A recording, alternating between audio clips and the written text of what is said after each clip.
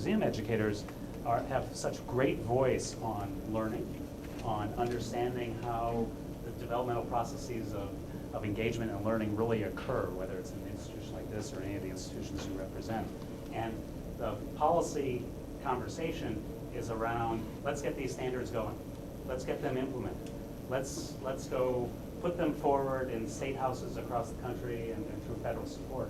And the opportunity and the challenge here is to get the voice of learning that's reflected in institutions like museums and people who are sitting around this room to influence that debate.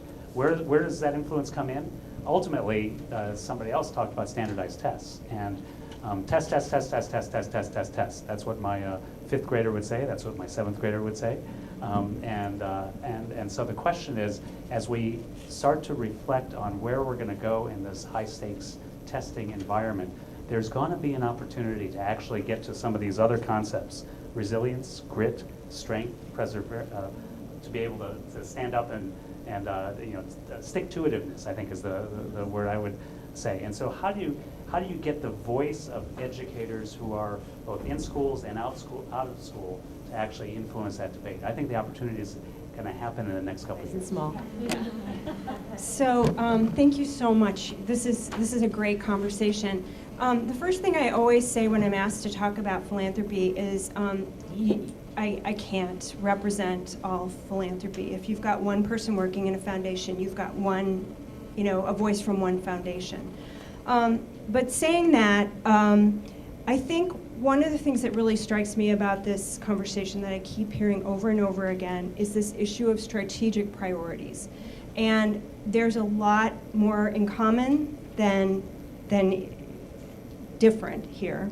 And I would say those strategic priorities also, I'm pointing to Marty, who's from CPS over there, sorry, are very, I think, Marty or Paul can call me out on this if I'm wrong, there's a lot of alignment there as well.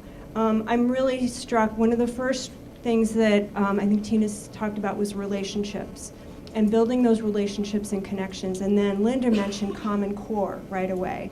And I am really wide and very narrow on my understanding of Common Core, but it's like 2 years. We have 2 years in this state to get our act together around Common Core, understanding Common Core curriculum and assessments and accountabilities around Common Core, and that seems to me a great place to come to the table with the district. And so this is where I think, if I were thinking about going to talk to foundations, that's a strategic alliance between two education communities that really need each other.